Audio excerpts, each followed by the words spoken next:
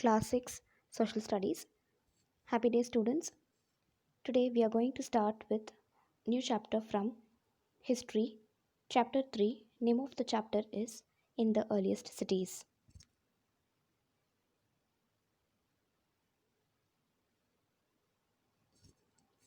Topics to be covered in this video are Introduction, the story of Harappa, what was special about these cities, houses, drains and streets, life in the city.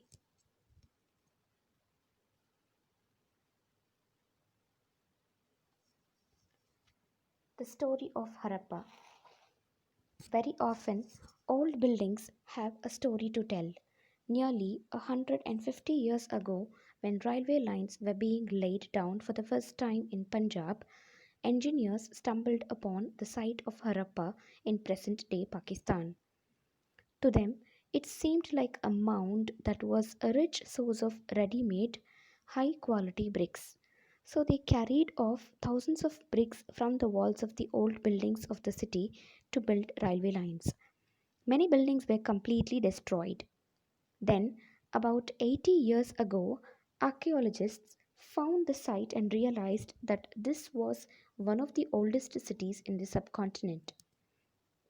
As this was the first city to be discovered, all other cities from where similar buildings were found were described as Harappan. These cities developed about 4700 years ago. What was special about these cities?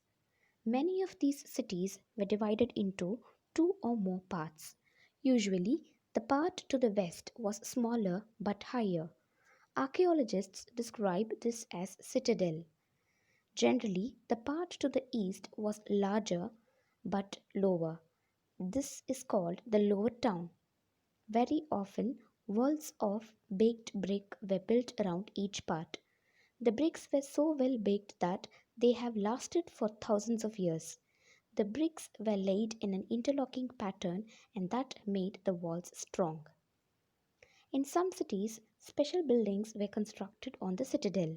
For example, in Mohenjo-daro, a very special tank which archaeologists call the Great Bath was built in this area. This was lined with bricks coated with plaster and made watertight with a layer of natural tar. There were steps leading down to from two sides while there were rooms on all sides. Water was probably brought in from well and drained out after use. Perhaps important people took a dip in this tank on special occasions.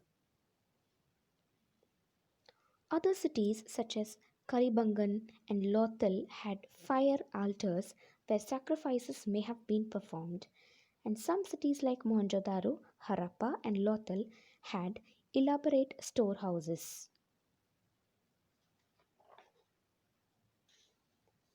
Houses, drains, and streets. Generally, houses were either one or two stories high with rooms built around a courtyard. Most houses had a separate bathing area and some had wells to supply water. Many of these cities had covered drains.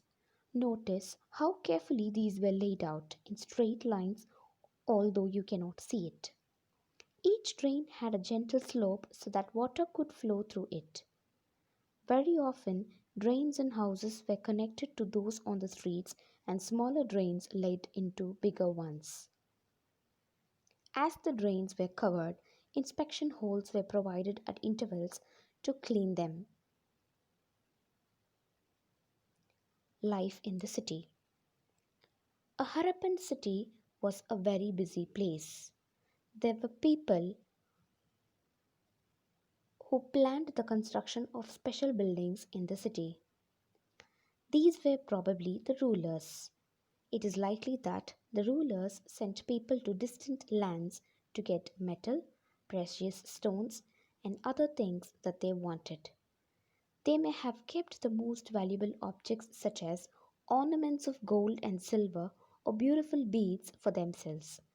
And there were scribes who knew how to write, who helped prepare the seals and perhaps wrote on other materials that have not survived.